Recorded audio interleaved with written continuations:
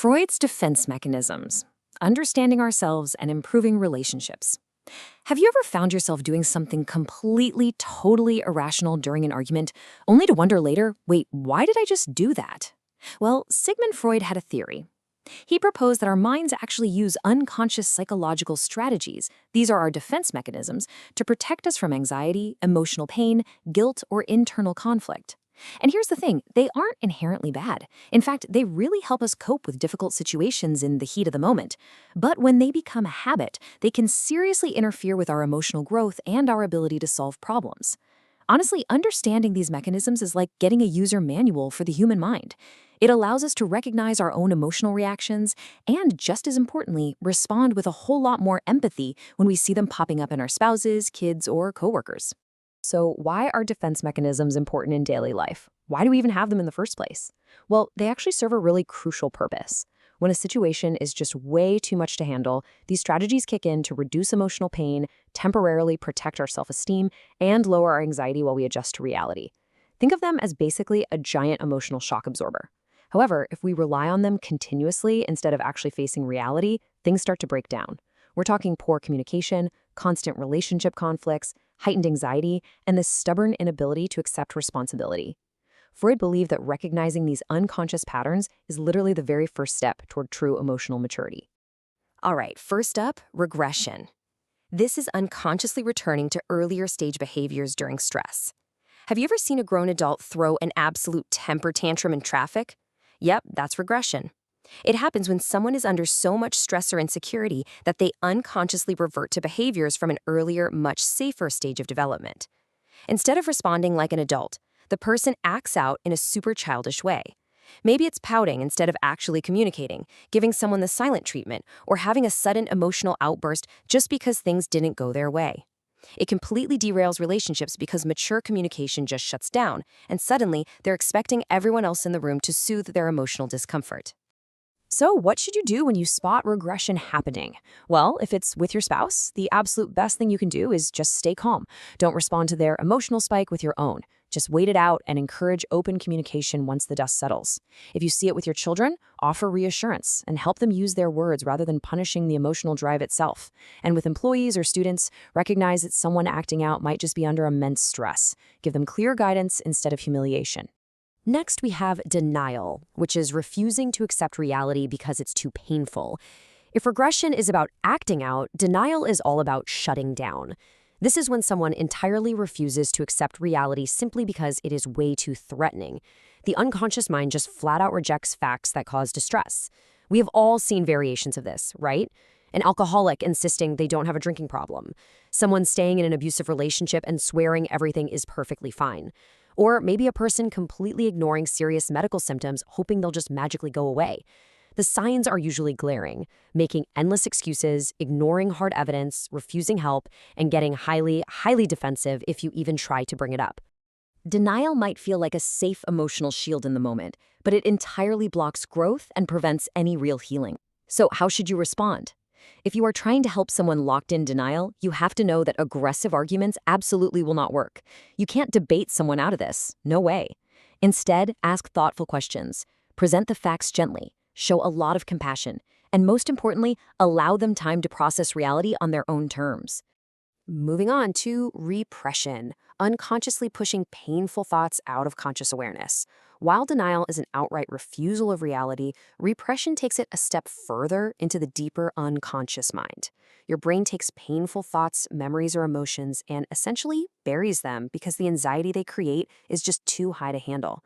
Imagine someone who avoids thinking about a childhood trauma, or a person who legitimately cannot remember a painful event, yet they still have these intense emotional reactions whenever they're in a similar situation. You'll often spot this through emotional numbness, an absolute avoidance of certain topics, or experiencing severe anxiety without any logical trigger. So how do we handle this one? Create a safe environment for emotional expression. When you're dealing with someone experiencing repression, that is the most powerful thing you can do. Just be a safe, pressure-free zone. Never force them to dig up painful memories. That can actually do a lot more harm than good. Just be a steady, supportive presence. And if the anxiety is severe, gently encourage them to seek out professional counseling. Now let's talk about displacement, redirecting emotions from the real source onto a safer target. Ever had a terrible day at work and then come home and snapped at your partner for absolutely zero reason? We've all been there. That is classic displacement. It happens when we redirect our negative emotions away from the real threatening source and just dump them onto a much safer target. And it creates a brutal chain reaction. Your boss criticizes you, so you go home and yell at your spouse. Your spouse feels stressed, so they get impatient with the kids.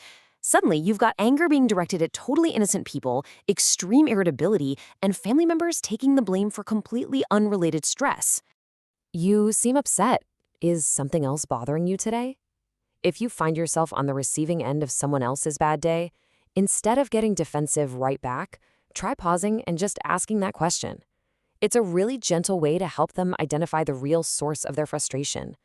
Once they realize what's actually going on, you can encourage much healthier coping strategies, like going for a run, journaling, or just sitting down for a calm, honest chat. Next up is reaction formation, which is behaving the exact opposite of true feelings to avoid anxiety. It's basically the psychological equivalent of trying way too hard. This happens when a person behaves in the exact opposite way of what they truly feel, simply because the genuine emotion makes them feel incredibly guilty or anxious. Think of a giant, overly forced smile when someone is actually completely miserable. You can usually spot this when someone holds extreme, inflexible opinions, exhibits highly exaggerated behaviors, or just seems incredibly inauthentic. It is fascinating when you compare what's happening on the inside to what's being projected on the outside. True emotion versus opposite action. Deep insecurity often masks itself as extreme, overly confident arrogance.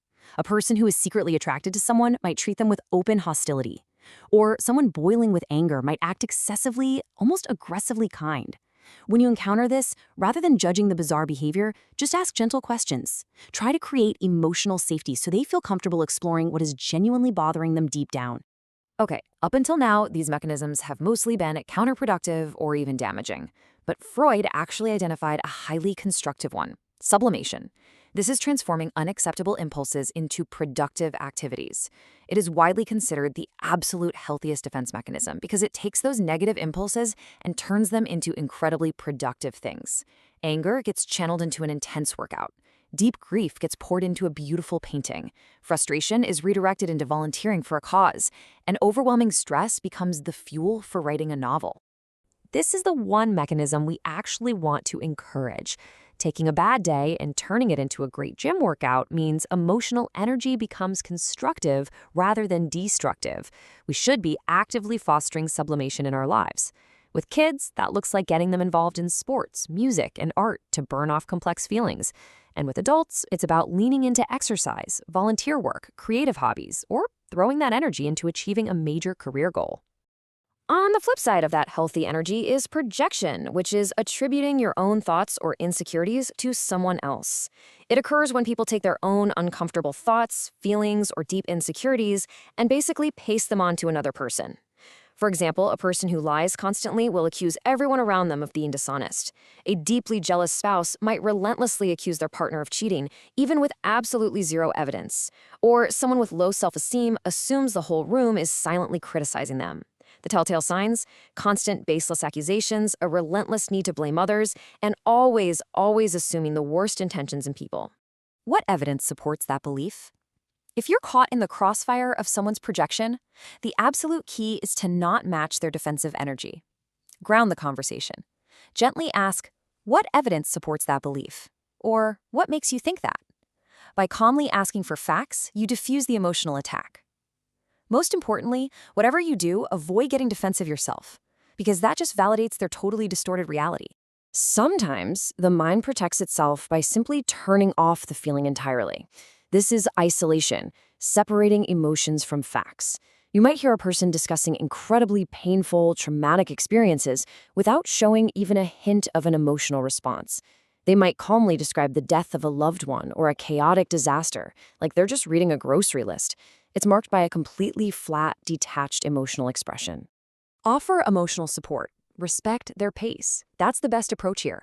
Telling someone you really need to cry isn't going to help at all.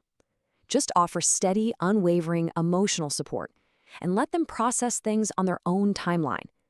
Their mind is literally buffering the trauma so they can survive the moment. So respecting that pace is absolutely crucial.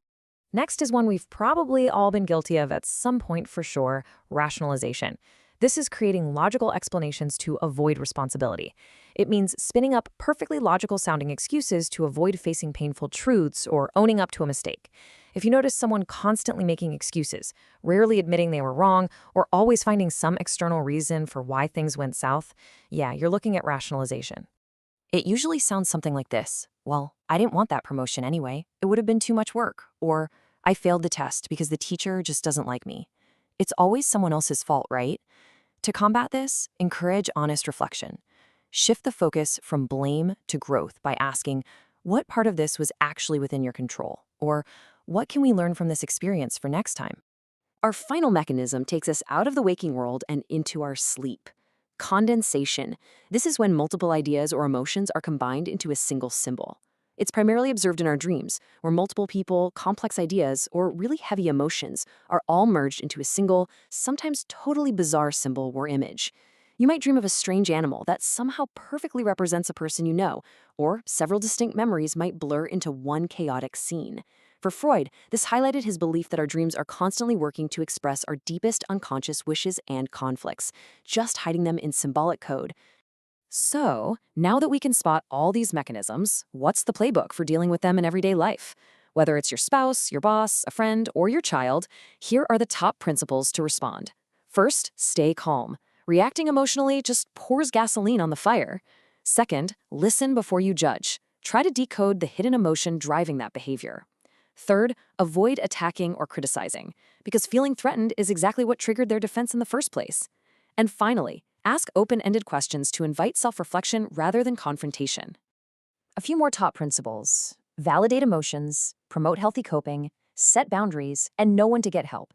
You can totally validate someone's feelings without reinforcing their toxic behaviors. Acknowledge what they're going through while gently pointing them toward healthier coping strategies like exercise or creative outlet. And remember, having empathy doesn't mean you have to tolerate abusive or harmful behavior. Set your boundaries firmly and recognize when it's out of your hands. Persistent denial, severe projection, or deep trauma often require the support of a licensed mental health professional. Building emotional intelligence, strengthening relationships through self-awareness. Ultimately, understanding these defenses isn't about diagnosing your friends and family or pointing fingers. It's about developing deeper emotional intelligence. Freud's framework reminds us that a lot of human behavior is just a messy, unconscious attempt to protect ourselves from emotional pain. By recognizing when regression, denial, displacement, or projection are at play, we stop reacting with anger. Instead, we learn to respond with patience, clear boundaries, and really thoughtful communication.